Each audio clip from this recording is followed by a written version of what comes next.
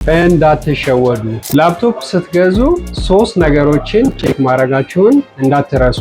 ታስክ ማናጀር ውስጥ ገብታችሁ ሲፒዩ እና ጂፒዩን ቼክ ማድረግ መቻል አለባችሁ። ነገር ግን እሱም ኤዲት ሊደረግ ስለሚችል ወደ ባዮስ ገብታችሁ ትክክለኛ ኢንፎርሜሽን ማግኘት ትችላላችሁ። ባትሪውን ለማየት ደግሞ ሲኤምዲ ላይ ትገቡና ፓወር ሲኤፍጂ ኢነርጂ ወይ ደግሞ ፓወር ሲኤፍጂ ባትሪ ሪፖርት ብላችሁ ትጽፋላችሁ። ከዛ የባትሪውን ኢንፎርሜሽንም ማግኘት ትችላላችሁ።